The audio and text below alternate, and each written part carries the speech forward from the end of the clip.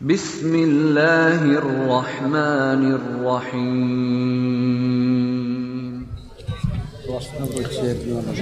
প্রশ্ন উত্তর দেন লাগবে না বাবু রে, মাপ নাই।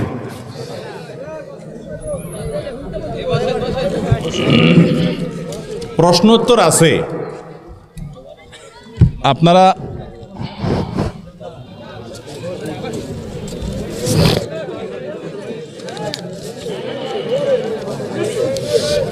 মিডিয়ার ভাইয়েরা একটু দ্রুত বসলে বসে যান, মূল অডিয়েন্সে ডিস্টার্ব করেন না।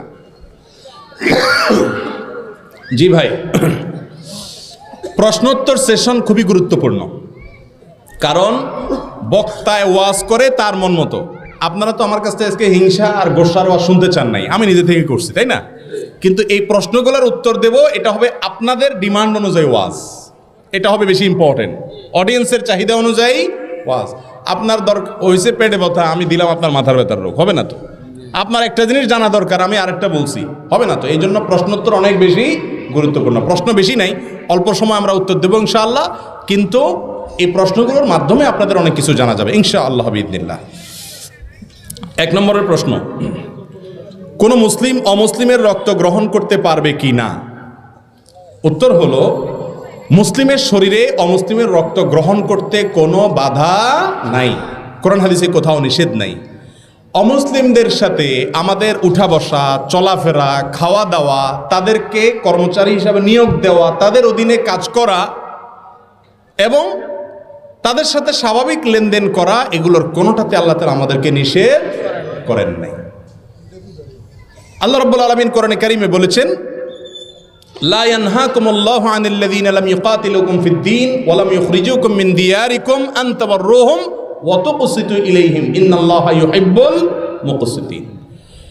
যে সমস্ত অন্য ধর্মাবলম্বী ভাইরা, অমুসলিমরা তোমাদের সাথে যুদ্ধে লিপ্ত হয় নাই, শান্তিপূর্ণভাবে সহাবস্থান করতেছে, তাদের প্রতি সদাচরণ করতে, ন্যায়নিষ্ঠ আচরণ করতে আল্লাহ তোমাদেরকে নিষেধ করেন না, বরং ন্যায়নিষ্ঠ আচরণকারীকে আল্লাহ তাআলা ভালোবাসেন। বিধায় অন্য ধর্মের মানুষদের সাথে স্বাভাবিক কাজ কারবার করতে কোনো অসুবিধা, অন্তরের অন্তঃস্থলের দোস্তি সেটা নিষিদ্ধ, কিন্তু বাহ্যিক কাজকর্ম করতে কোনো অসুবিধা নাই। তাদের শরীরের কোনো অংশ নাপাক না, নাজাসাতুল আইন না, যে তাদের রক্ত নিলে আপনার শরীর নাপাক হয়ে যাবে। আপনার শরীরের রক্ত যেরকম তাদের শরীরের রক্ত একই রকম, এটা নিলে কোনো গুনাহ হবে না। মানুষের মতে মুর্দা ঘরে রেখে কোনো কিছু খাওয়া যায় না, মুর্দা ঘরে রেখে কোনো কিছু খাওয়া যায় না, ওই ঘরের চুলায় আগুন দেওয়া যাবে না, শরীয়তের বিধান কি? মুর্দা লাশ বাসায় থাকলে সে ঘরে কিছু খাওয়া যায় না, এটা হাদিসের কথা, কিন্তু হাদিসটা হলো হাদিসুন নেসা, বানোয়াট, বুঝতে পারছেন? গ্রামেগঞ্জে অনেক সময় মহিলাদের মধ্যে এই সমস্ত কথার কানাঘোষা একটু বেশি থাকে, এই জন্য এটা বললাম হাদিসুন নেসা, হাদিসুর রাসূল না, এটা হলো হাদিসুন নেসা, মায়োলার হাদিস। কোরআন এবং হাদিসে এরকম কোনো কথা হয়নি। লাশ ঘরে থাকলেও খাওয়া যাবে, কোনো অসুবিধা নেই। আর চুলোয় আগুন জ্বালানো যাবে কিনা লাশ রেখে, এর উত্তর হলো অবশ্যই জ্বালানো যাবে। তবে প্রতিবেশীদের দায়িত্ব হলো, কোনো ব্যক্তি মারা গেলে সে বাসার লোকরা যতদিন পর্যন্ত শোক সয়ে সামলে উঠতে না পারেন ততদিন পর্যন্ত তাদের জন্য যেন খাবারের ব্যবস্থা, খাবার দিলেন ঠিকই, আবার কয়দিন পরে 3 দিনে 10 দিনে 40 দিনের নামে গরু জবাই করে পুরো এলাকার মানুষ আবার খাইলেন, তাহলে শুধু আসলে উড়ে নিলেন। ওইরকম 2 নম্বরই খাওয়ানো যাবে না। খাওয়াবেন, কোনো বিনিময় আশা করবেন না। তাদের বাড়িতে চুলা জ্বালালে কোনো গুনাহ হবে না, কিন্তু এলাকাবাসীর দায়িত্ব হলো তাদের যাতে চুলা জ্বালাতে না হয় সেজন্য খাবার তাদের জন্য পাঠানো। নবী করিম সাল্লাল্লাহু আলাইহি সাল্লাম বলেছেন, ইসনাউ লি আলি তালিব তাআমান, তোমরা আলে তালিবের জন্য খাবারের ব্যবস্থা করো, কারণ তারা তাদের প্রিয়জনকে হারিয়েছে, মন খারাপ, এই জন্য তাদেরকে খাবার দেওয়া কি সুন্নত। আমাদের দেশে উল্টা 40-এর নাম দিয়ে তাদের বাড়িতে যায় সবাই খায়, এলাকাবাসী বেহায়া, আমি নির্লজ্জতা। হিংসা নাই, কিন্তু অন্যায়ভাবে মনে কষ্ট দিয়েছে, জুলুম করেছে, আর্থিক ক্ষতি করলে কি করব? কেউ যদি আপনার প্রতি অন্যায়ভাবে জুলুম করে, আর্থিক ক্ষতি করে, আপনাকে কষ্ট দেয়, অবশ্যই আপনার তার প্রতি কষ্ট থাকবে, থাকাটাই স্বাভাবিক, এটাতে কোনো অসুবিধা গুনাহ নাই, এটা মানুষের নিয়ন্ত্রণের বাইরে, এটা প্রাকৃতিক কোনো কিছুকে আল্লাহ তাআলা নিষেধ করেন না। এই জন্যই তো আল্লাহ তাআলা বলেছেন, রাসূল করিম সাল্লাল্লাহু আলাইহি ওয়াসাল্লাম বলেছেন, লা ইয়াহিল্লু লিমুসলিমিন আন ইয়াহজুরা আখাহু ফাওকা সালাসি আইয়াম ওয়া লায়াল। কোনো ব্যক্তি অন্য মুসলমানের প্রতি কোনো কারণে রাগ হয়েছে, তার রাগকে শ্রদ্ধা করে ইসলাম। রাগ হয়েছে, সে কথা বলবে না, এখন ভালো লাগে না, এটা স্বাভাবিক, তার এখন মুড নাই, কথা বলবে না রাগের কারণে, অধিকার আছে, আল্লাহ তাআলা সে সুযোগ দিয়েছেন। কিন্তু 3 দিনের বেশি করার সুযোগ নাই। তার মানে আপনার স্বকীয় যে কষ্ট সেটাকেও ইসলাম হজম করে, অ্যালাউ করে, যে ঠিক আছে আপনি রাগ করতে পারেন। তো কেউ যদি আপনার প্রতি জুলুম করে, আপনার রাগ হতে পারে, আপনার কষ্ট হতে পারে, এটাতে কোনো অসুবিধা নাই। কিন্তু তাই বলে তার ক্ষতির আশা আপনি করবেন। আপনি আল্লাহর কাছে বলবেন, আল্লাহ সম্ভব হলে তাকে মাফ করে দিবেন, সেটা হবে সবচেয়ে মহৎ গুণ। আল্লাহ তাআলা কোরআনে কারিমে বলেছেন যে যদি কেউ মাফ করে দেও ওয়ান তাফু, আর যদি মাফ করে দাও তাহলে সেটা তোমাদের জন্য ভালো। আর যদি মাফ না করেন তাহলে আল্লাহর উপরে হাওলা করেন, আল্লাহ তুমি বিচার করিও। চান্স পাইলে আপনি যতটুকু অপরাধ করেছে সেই মাত্রায় তাকে শাস্তি দিতে পারেন, সেই মাত্রায়। অতিরিক্ত হয়ে গেলে আবার জুলুম হয়ে যাবে। কিন্তু তার কোনো ক্ষতিতে আপনার খুশি হওয়া জায়েজ নাই, ওটা হিংসার মধ্যে পড়বে। যদি আল্লাহ মাফ করুক, তার কল্যাণ দেখলেই আপনার খারাপ লাগে। সেজদায় যাওয়ার সময় হাত আগে পড়বে নাকি হাঁটু আগে, দয়া করে একটু বলে দিন। এই সম্পর্কে 2 রকমের হাদিসই আছে। কোন হাদিসে আছে নবী করিম সাল্লাল্লাহু আলাইহি ওয়াসাল্লাম সেজদায় যাওয়ার সময় আগে হাত ধরে রাখছেন, এরপরে হাঁটু ফেলেছেন। আবার অনেক হাদিসে তার বিপরীতটাও আছে। ইমামে আজম আবু হানিফা রাহিমাহুল্লাহর মাযহাব হলো, তার দৃষ্টিভঙ্গি হলো দ্বিতীয়টা, অর্থাৎ আগে হাঁটু পড়বে তারপরে হাত পড়বে। এক্ষেত্রে যে হাদিসে আছে আগে হাত পড়ছে পরে হাঁটু পড়ছে, ওইটার জবাবে তিনি বলেন হয়তো নবী করিম সাল্লাল্লাহু আলাইহি ওয়াসাল্লাম তখন শারীরিক অসুস্থতা ছিল, সেজন্য এরকম করেছেন। বাকি 2টার সপক্ষে কি আছে? হাদিস আছে। কামড়ির পক্ষে কোনো হাদিস নাই। কথা বুঝতে পারছেন? হিন্দু সম্প্রদায়ের কেউ কোনো বিবাহ শাদীতে সাহায্য চাইতে আসলে দেওয়া যাবে কিনা? যে কোনো অমুসলিমকে আর্থিক সাহায্য করা, সহযোগিতা করা, এটা ইসলামী শরীয়তের দৃষ্টিকোণ থেকে কোনো নিষিদ্ধ কাজ না। আমাদের নবী করিম সাল্লাল্লাহু আলাইহি ওয়াসাল্লাম বহু অমুসলিমকে সাহায্য করেছেন, অনেক অমুসলিমের উপকার করেছেন। তাদেরকে হাওলাত দিতে পারবেন, টাকা পয়সা ধার দিতে পারবেন, কোনো অসুবিধা নাই। তবে আপনার থেকে টাকা নিয়ে এসে পুজো করবে, গুনাহের কাজ করবে, আল্লাহর অবাধ্যতার কাজ করবে, শিরকের কাজ করবে, সেখানে আপনি টাকা দিতে পারবেন না। অনেক ভাইরা আমাদের আজকাল উদারতা দেখাইতে গিয়া এমন উদার হয়, সব খুলে দিয়ে দেয়। এই জন্য আল্লাহর সঙ্গে শিরক করলে, এটা শুধু অমুসলিম ভাইদের জন্য না, মুসলমানদের কথা একই কথা। কনসার্ট হবে, গানের অনুষ্ঠান হবে, কিছু লোক আছে দেখবেন মাহফিলের সময় পয়সা দেয়, কনসার্টের সময় পয়সা দেয়। বা মুসলমান আল্লাহ আল্লাহ, বা হিন্দু রাম রাম। বুঝতে পারছেন? সব চরকায় তেল দেয়। এটার নাম গোলালু, মুনাফিক। এই খাঁটি মুসলমান হতে পারে না। আমার বাবা মারা গেছেন 12 বছর আগে। ওই সময় আমাদের তেমন বুঝজ্ঞান ছিল না, তবে আমার জানা মতে উনি কিছু দেনা ছিলেন, কিন্তু পাওনাদারের সম্পর্কে জানতাম না। এখন আমি কি করতে পারি? আপনার বাবা জীবদ্দশায় দেনা ছিলেন, উনি পরিশোধ করে যেতে পারেন নাই। এখন আপনার দায়িত্ব হলো বাবার রেখে যাওয়া সম্পদ থেকে পাওনাদারদেরকে খুঁজে বের করে তাদের পাওনা পরিশোধ করবেন। যদি খুঁজে পাওয়া না যায়, তাদের ওয়ারিসদেরকে যদি বেঁচে থাকে তাদেরকে দিবেন। তাদেরকেও যদি খুঁজে পাওয়া না যায় বা কোথায় আছে কোনো হদিস নেই, তাহলে কি পরিমাণ দেনা ছিল সে ফিগারটা বের করে সেই পরিমাণ টাকা আল্লাহর রাস্তায় খরচ করবেন, গরিব দুঃখীকে দিয়ে দিবেন। তাহলে ইনশাআল্লাহ সওয়াবের আশা করবেন না, সওয়াব হবে যে ব্যক্তির পাওনা ওই ব্যক্তির পক্ষ থেকে।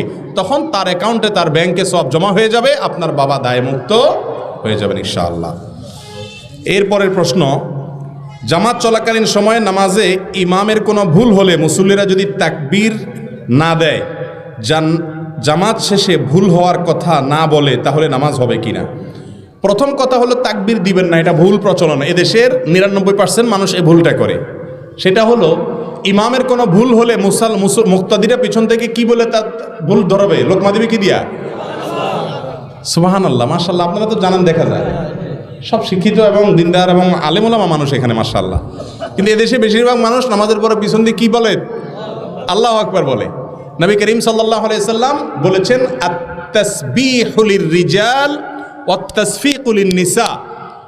ইমামের ভুল হলে পেছনে মুক্তাদি যদি মহিলা থাকে তাহলে এভাবে হাতে বাড়ি দিবে, মানে ইমাম সাহেবরে বুঝাবে যে ইমাম সাহেব বেলাইনে চলে যাচ্ছেন। কথা বুঝতে পারছেন? আর পুরুষ যদি থাকে তাহলে বলবে কি? সুবহানাল্লাহ। আমরা বলি কি আল্লাহু আকবার। আল্লাহু আকবার হাদিসে নেই, হাদিসে আসছে কি সুবহানাল্লাহ। এর আমলও খুব একটা চালু নেই আমাদের সমাজে, জানেই না মানুষ।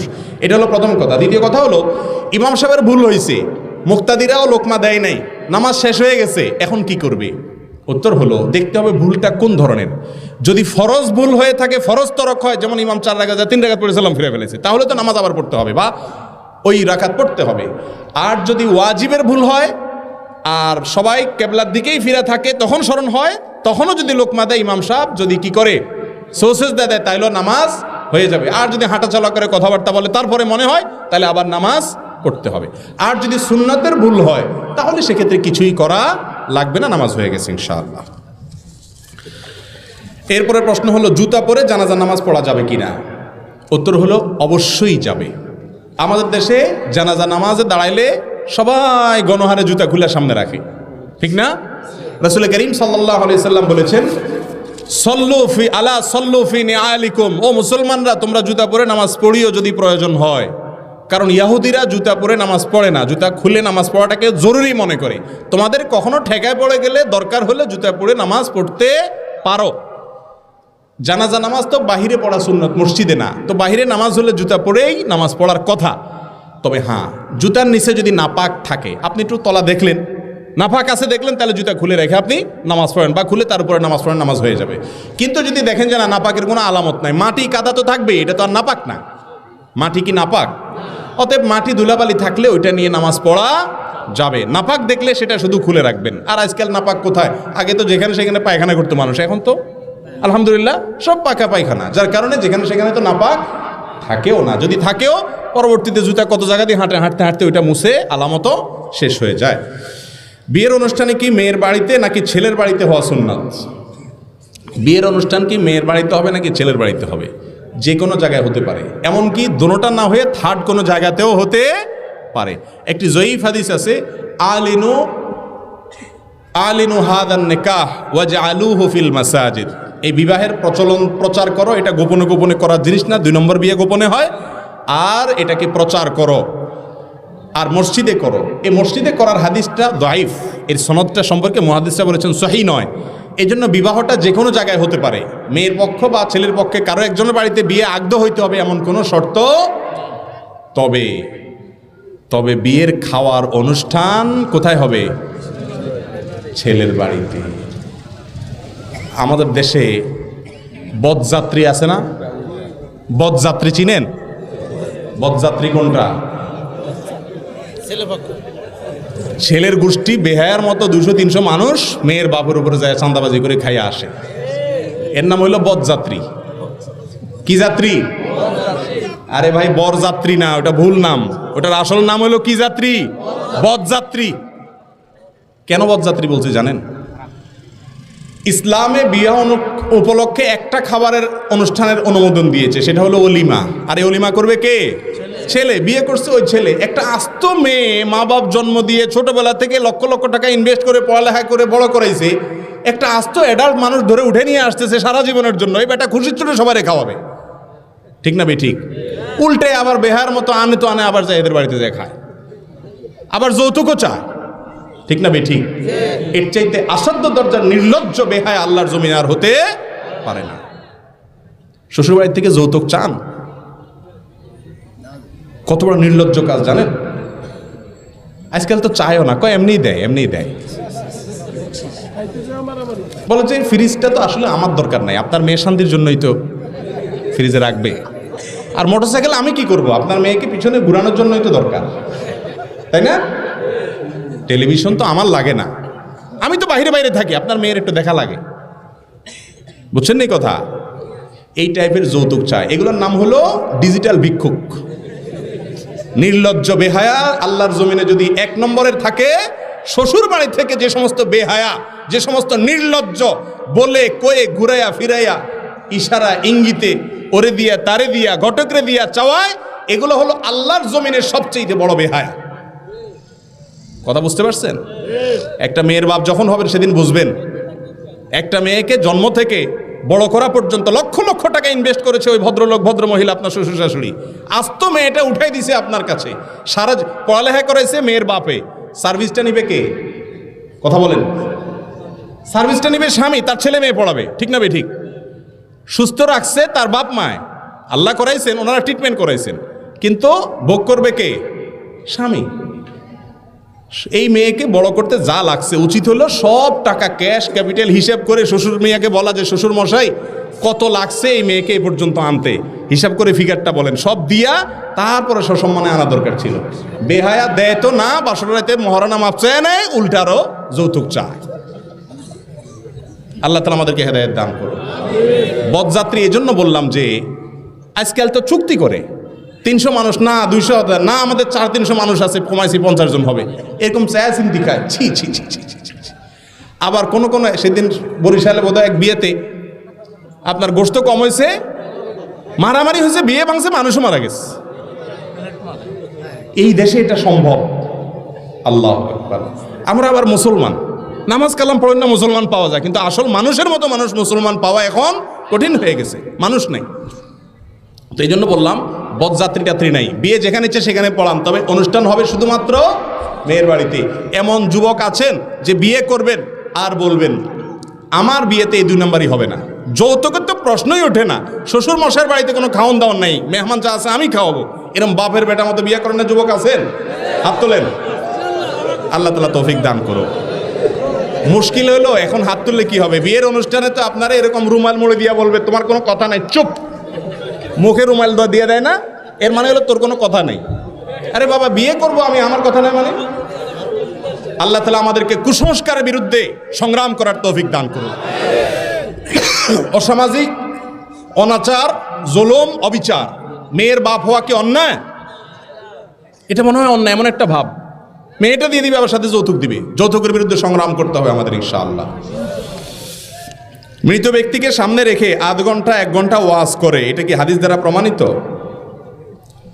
না, এটা ভুল কথা। মৃত ব্যক্তিকে সামনে রেখে, লাশকে সামনে রেখে ঠিকই বলছেন, এটা ওয়াজই। দাঁড়ায়া অমুক সাপ তমুক সাপ, সাপের কোনো শেষ নাই, এই কথা সেই কথা, উনি হানছিলেন তানছিলেন, 0.5 ঘন্টা ধরে ওয়াজ করে। রাসূল করিম সাল্লাল্লাহু আলাইহি সাল্লাম বলেছেন আসরিউ বিল জানাজা, জানাজা দ্রুত করে ফেলো, দেরি করিও না।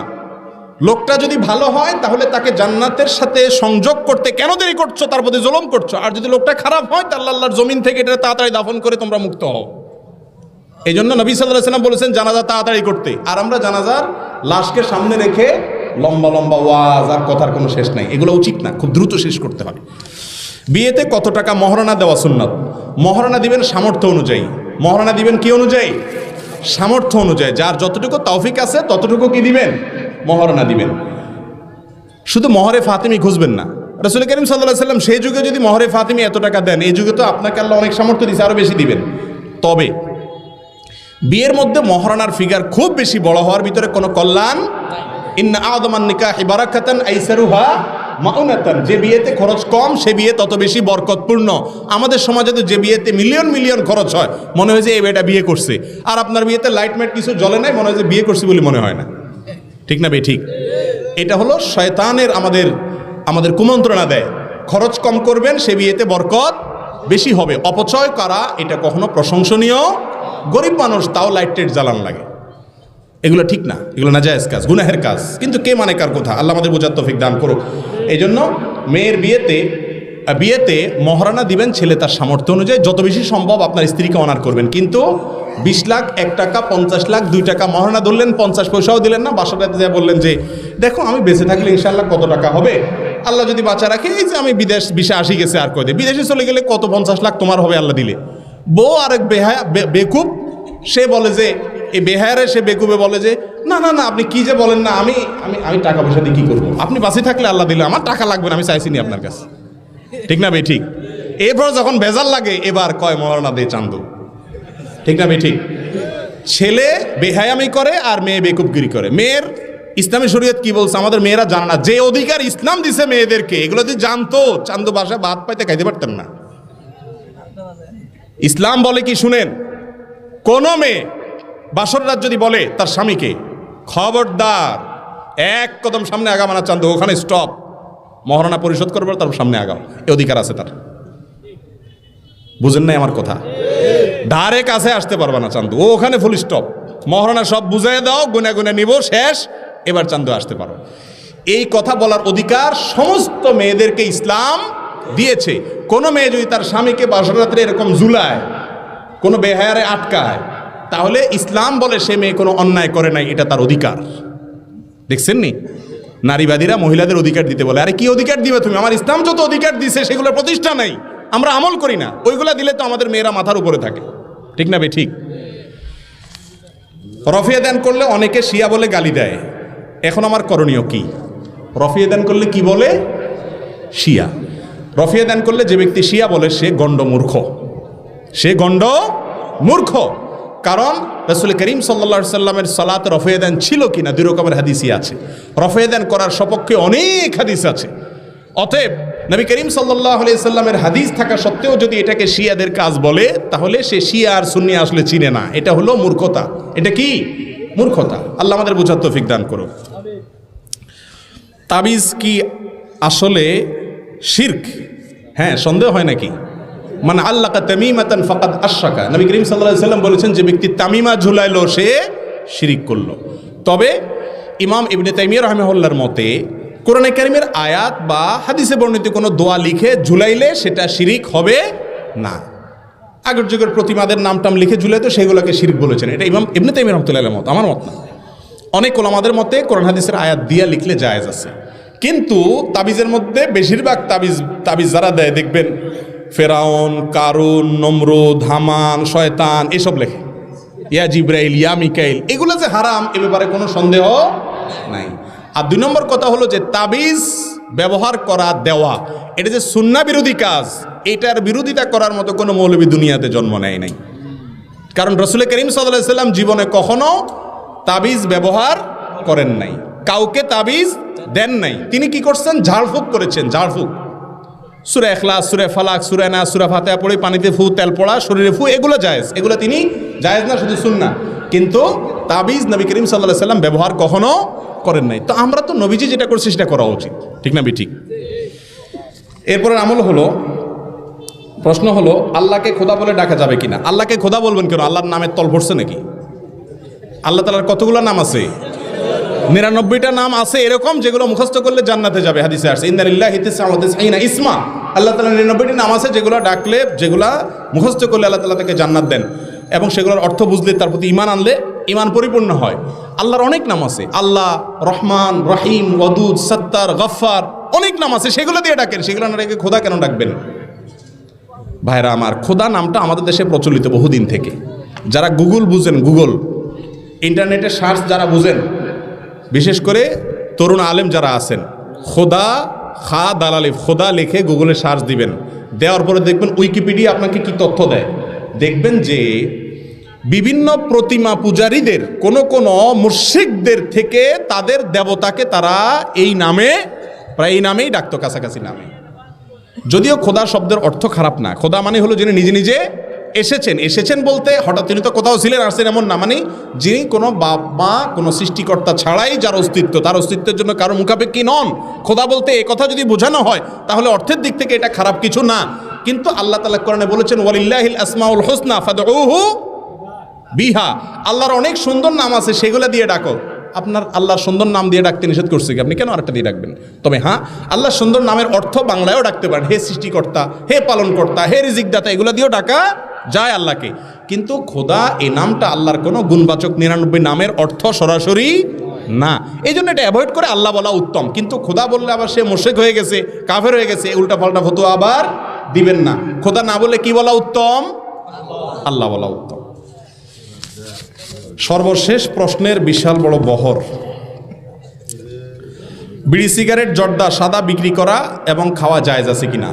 এগুলো খাওয়া জায়েজ নাই। বিড়ি, সিগারেট খাওয়া জায়েজ নাই। আর যেটা খাওয়া জায়েজ নাই সেটা বিক্রি করাও, আল্লাহ বলেছেন ওয়ালা তাআওয়ানু আল ইসমি ওয়াল উদওয়ান, গুনাহের কাজে তোমরা একে অন্যের সাহায্য করো না। বিড়ি বিক্রি করা মানে হলো বিড়িখোরের সাহায্য করা, ঠিক না ঠিক? ওর হেল্প করা, এই জন্য এটা বিক্রি করা যায় না। এখন মুশকিল হলো মুদি দোকানদাররা বলবেন এটা না বেচতে তো দোকান চলবে না। কে বলছে দোকান চলবে না? সাইনবোর্ড লিখে দিবেন এই দোকানে ধূমপান বিক্রি করা হয় না, হারাম জিনিস বিক্রি করা হয় না। কিছু কাস্টমার কমবে, ওই বিড়িখোর কাস্টমার কমে গেলে ইনশাল্লাহ বরকত আরও বাড়বে। কথা বুঝেন নাই?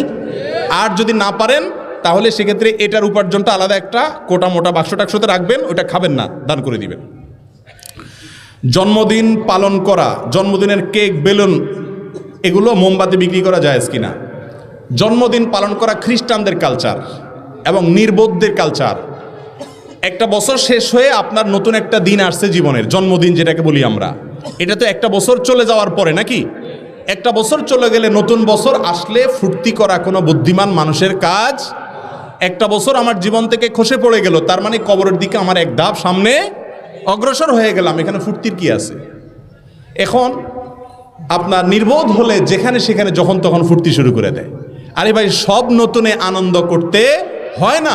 একজন ফাঁসির আসামি, তাকে বলা হয়েছে অমুক দিন তোমার ফাঁসি দেওয়া হবে, নতুন দিন আসলে সবাই খুশি হয়, তার কি খুশি হওয়ার কথা? তার তো আরেকটা কদম আগে গেল ফাঁসির কাষ্টের দিকে। আমাদের ফাঁসির কাষ্টের আসামি না হই, কিন্তু আমাদের মৃত্যুর পরোয়ানা মাথায় নিয়েই তো আমরা জন্মগ্রহণ করেছি। কুল্লু নাফসিং যায়কাতুল মউত, সবাই মৃত্যুর স্বাদ আস্বাদন করব। একটা জন্মদিবস আসা মানে হলো জীবন থেকে একটা বছর চলে যাওয়া। এখানে ফুর্তি হওয়ার কিছু নাই, বরং চিন্তা করার বিষয়, ঠিক না ঠিক? এই জন্য জন্মদিবস আসলে কেক কাটা, ফুল দেওয়া, এই সমস্ত ফুর্তি ফার্তা করা, এগুলো খ্রিস্টানদের কালচার, এটা মুসলমানদের কালচার না। মুরব্বীদেরকে জিজ্ঞাসা করেন তো জন্মদিবস কি জানতো নাকি? ভাতই খাইতে পাইতো না, কিসের কেক কাটবো আবার? আর এখন তো মাশাল্লাহ ভাত তরকারি খাইয়া উৎমা থাকে, আরো সুখের ছোটে এখন কেকও কাটে, মোমবাতিও জ্বালা, পারলে আরো অনেক কিছু করে, ঠিক না ঠিক? এগুলো ভুল কাজ, জায়েজ নাই। ইসলামী ব্যাংকগুলো কি কি? সর্বনাশ, ইসলামী ব্যাংকের নামে মুখস্থ রাখছেনি কি কি ইসলামী ব্যাংক আছে? আমি সোশ্যাল ইসলামী ব্যাংকে সরিয়া বোর্ডে ছিলাম, এখন নাই। তো ইসলামী ব্যাংকের সিরিয়াল কোনটা কোনটা আছে ইসলামী ব্যাংক আমি জানি না। বাংলাদেশে যে সমস্ত ব্যাংকগুলো নামের সাথে ইসলামী ব্যাংক লেখা আছে, এই ব্যাংকগুলো কেন্দ্রীয় শরিয়া বোর্ডের অধীনে, এগুলোতে শরিয়া বোর্ড আছে, ওলামাদের তত্ত্বাবধান আছে, চেষ্টা করে ইসলামী ব্যাংকিং পরিচালনা করার, অন্তত সুদের বিরুদ্ধে একটা চেষ্টা তারা করে। এই জায়গা থেকে তারা অবশ্যই অ্যাপ্রিসিয়েট পেতে পারে। এবং গত কয়েক বছর আলহামদুলিল্লাহ অনেকগুলো ইসলামী ব্যাংক হয়েছে দেশে আলহামদুলিল্লাহ। শরীয়ত মোতাবেক ব্যাংকগুলোকে ভাড়া দেওয়া জায়েজ, কারবার করা জায়েজ কিনা? জি, যেগুলো ইসলামী ব্যাংক সেগুলোতে লেনদেন, টাকা তো অবশ্যই সেগুলোতে জমা দিবেন, কারণ সুদী ব্যাংকে দিলে ওরা ওটা দিয়ে সুদের কারবার করবে। সেই তুলনায় ইসলামী ব্যাংকগুলো আর কোনো কাজ না করুক, অন্তত সুদ হারাম এই কনসেপ্টটাকে এদেশে প্রতিষ্ঠিত করেছে, এই জন্য তারা স্যালুট পেতেই পারে। এই জন্য লেনদেন বলতে টাকা পয়সা জমা করার ক্ষেত্রে অবশ্যই ইসলামী ব্যাংকগুলোকে, যে কোনো ইসলামী ব্যাংকে আপনি বেছাই নেবেন। আর স্কিমে বিভিন্ন পলিসিতে রেখে টাকা ভোগ করা, লভ্যাংশ নেওয়া, এটা নিরুপায় না হলে, রিটায়ারমেন্টে চলে গেছেন, কোনো হালাল ব্যবসা করার জায়গা নেই, এরকম ব্যক্তি হলে তার জন্য জায়েজ। আর বাকিদের জন্য না জায়েজ না, সন্দেহপূর্ণ। তরক করতে পারলে তাকওয়া, আর না তরক করতে পারলে খেলে হারাম হবে, এটা বলার কোনো সুযোগ নাই। নিজের মার্কেটের দোকান বরাদ্দের ক্ষেত্রে অগ্রিম টাকা নেওয়া জায়েজ আছে কিনা বিস্তারিত বলবেন। এটা জটিল মাসআলা। মার্কেট অথবা বাসা বানার ক্ষেত্রে অগ্রিম নেওয়ার কালচার আছে আমাদের দেশে, এই অগ্রিম নেওয়া জায়েজ আছে। মুশকিল হলো এটাকে অগ্রিম বলে না, বলে জামানত। জামানত নিলে ওই টাকা আপনি ব্যবহার করতে পারবেন না বাড়িওয়ালা হিসাবে। এই জন্য ভাষা আপনি প্রশ্নে যেটা ব্যবহার করেছেন ওইটাই আপনাকে করতে হবে, অগ্রিম। ফর এক্সাম্পল, ওনার দোকান আমি ভাড়া নিছি, 10 লাখ টাকা ওনাকে জমা দিয়া দোকানটা নিছি আমি, এই টাকাটা হবে অগ্রিম। কিসের অগ্রিম? ভাড়ার অগ্রিম। মাসে 10,000 টাকা ভাড়া চুক্তি হলো, ওই 10 লাখ টাকা থেকে 1%, 2% বা 5% ভাড়া থেকে কাটবে মাসে মাসে। কথার কথা, মাসে মাসে 100 টাকা করে কাটলো, 1000 টাকা করে, নামমাত্র একটা ফিগার। যেদিন আমরা চুক্তি ভঙ্গ করব, আমি ওনার দোকান ছাড়িয়ে দিব, উনি ওই 10 লাখ টাকা থেকে 10% করে কেটে কেটে 100 করে মাসে কেটে, কথার কথা 1 বছর পরে ছাড়লাম, তাহলে 1200 টাকা কেটে বাকি টাকা আমাকে উনি কি দিবেন? ফেরত দিবেন। এটা জায়েজ। কথা কি বুঝাতে পারছি? এমনি না করলে সরাসরি যদি আপনি টাকা জমা দেন, ওইটা জামানত, জামানত মানে আমানত, এই টাকা উনি ভোগ করতে পারবেন না, কোনো ব্যবসা খাটাতে পারবেন না। এখন সবাই ব্যবসা খাটায়, তো যেন জায়েজ হয় সেজন্য পদ্ধতি বললাম, এটাকে অগ্রিম হিসাবে কি দিতে হবে? জমা দিতে হবে, জামানত হিসাবে না। সুদভিত্তিক ব্যাংকগুলোর সাথে চাকরি কাজ করা জায়েজ কিনা? সুদভিত্তিক ব্যাংকগুলোতে সুদের কারবারের সাথে সরাসরি জড়িত হলে এরকম কোনো কাজ করা জায়েজ না। নবী করিম সাল্লাল্লাহু আলাইহি ওয়াসাল্লাম বলেছেন, সুদের লেখক, সাক্ষী, হিসাব রক্ষক, এদের সবার প্রতি আল্লাহর লানত নাজিল হয়। অতএব সরাসরি সুদের সাথে জড়িত এরকম কোনো কাজ করা জায়েজ নাই। একজন নিজে সিনেমা দেখে না, কিন্তু সিনেমা হলের টিকিট বেচে বসে বসে চাকরি করবেন আপনি? কেন করবেন না? কারণ আপনি তো সাহায্য করতেছেন, এই জন্য এটা করা কি নাই? জায়েজ নাই। ব্যবসায়ীদের উদ্দেশ্যে কিছু বলেন। ব্যবসায়ীদের উদ্দেশ্যে মাহফিল হচ্ছে, ব্যবসায়ীদেরকে বলবো নবীদের সঙ্গে হাসর পেতে চাইলে সত্যবাদিতার সাথে ব্যবসা করবেন, চিটারি করবেন না, প্রতারণা করবেন না, লাভ কম করবেন, আল্লাহকে ভয় করবেন ইনশাআল্লাহ। মহিলাদের চাকরির বিধান কি? মহিলারা পর্দার বিধানকে মেনে রেখে কি করতে পারবে? চাকরি করতে পারবে। মসজিদে জমি দানের ক্ষেত্রে রেজিস্ট্রি করা বাধ্যতামূলক কিনা? রেজিস্ট্রি করেন আর না করেন, মসজিদ দান করতে হবে। খাস জমি, সরকারি জমি, মানুষের জমি দখল করে মসজিদ করা যাবে। বেশিরভাগ মসজিদ কমিটিওয়ালারা রাস্তার জমি দখল করে, খাস জমি দখল করে, মানুষের আইল ঠেলে। আল্লাহর ঘরের জন্য যদি জায়গা চুরি করেন তাহলে শাস্তি আরও ডবল হবে। আল্লাহ বলবে আমার ঘরকে আসামের কাঠগড়ে কেন দাঁড় করেছিস? অনেকে মনে করে মসজিদের জন্য চুরি করলে মনে জায়েজ আছে, এটা ভুল। মসজিদের আচ্ছা, আয়োজক কমিটির সবাইকে নামাজের দাওয়াত। জি অবশ্যই সবাইকে আমরা নামাজের দাওয়াত দিতে হবে। নামাজ পড়া তো মুসলমানের জন্য ফরজ। নামাজ না পড়লে অনেক ইমামের মতো ইমানই থাকে না, কাফের হয়ে যায় অনেক ইমামের মতো। ইমাম অবনতর মতে না অবশ্য, এই জন্য নামাজটা অবশ্যই পড়তে হবে। চেয়ারে বসে নামাজ পড়া জায়েজ আছে কিনা? যে ব্যক্তি দাঁড়ায় পড়তে পারে না সে ব্যক্তি চেয়ারে বসে রুকু করতে পারে না, সেজদা করতে পারে না, কোমর ভাঙতে পারে না, অসুবিধা হয়, তার জন্য বসে চেয়ারে নামাজ পড়া জায়েজ আছে। কিন্তু সারা দুনিয়া দা বাড়ায় বাড়াইতেছেন, আয়সা মসজিদে ধপাস করে বসে চেয়ারে নামাজ পড়া শুরু করলেন, এটা জায়েজ নাই। কার সামনে বসে বাকাওতি করে নামাজ পড়তে আসছেন? এটা তো বিনয় দেখানোর জায়গা। আজকাল মসজিদগুলোতে এত চেয়ার, এটা কি মসজিদ না আরএফএলের শোরুম সন্দেহ হয়, এত প্লাস্টিকের চেয়ার, এগুলো ঠিক না।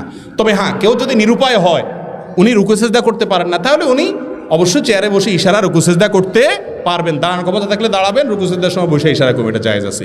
জাযাকুমুল্লাহু খায়রা ওয়া আখিরু দাওয়ানা আলহামদুলিল্লাহি রাব্বিল আলামিন।